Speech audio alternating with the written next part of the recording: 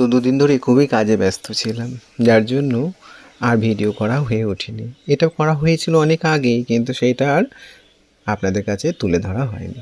আজকে করছি সেই ভিডিওরই আপনাদের সামনে উপস্থিত।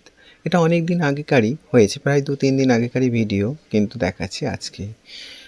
এটা হয়েছিল বিশেষ একজন আসবেন বলে আমি সে রান্না করেছিলাম অনেক রকমই। তো এখানে রান্নার মধ্যে ছিল পাঁপড় ভাজা থেকে শুরু করে সব রকমই। কিন্তু যেটা বলার কথা হচ্ছে, আপনারা কেমন আছেন? ভালো আছেন সবাই? আশা করি সবাই ভালো আছেন। আর আমি বিভিন্ন রকম রান্নার সাথে সাথে করছি আপনাদের সঙ্গে গল্প।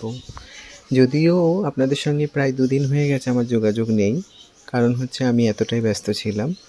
কিন্তু প্রথমেই বলি যে ভালো থাকার টিপসগুলো আপনাদের দিয়েছি, আশা করি সবাই ফলো করছেন।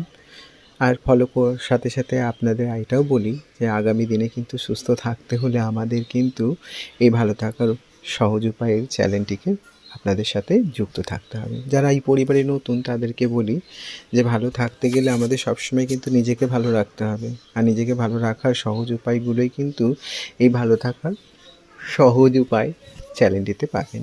যাই হোক, বলি জীবন যুদ্ধের লড়াই প্রত্যেকে লড়ছি কিন্তু নিজের সাথে, নিজের অস্তিত্বের সাথেও।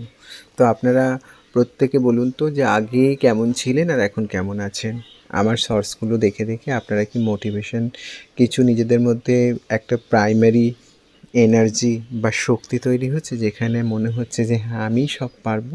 হ্যাঁ, আপনাকেই পারতে হবে, কারণ আপনিই হচ্ছেন একমাত্র যোদ্ধা, যিনি কিন্তু সর্বশক্তি অতিক্রম করে নিজের শক্তিকে প্রতিষ্ঠা করতে পারবেন। যাই হোক, আত্মশক্তি প্রথমে আমাদের দরকার, না হলে তো আমরা অন্য লড়াই লড়তে পারি না।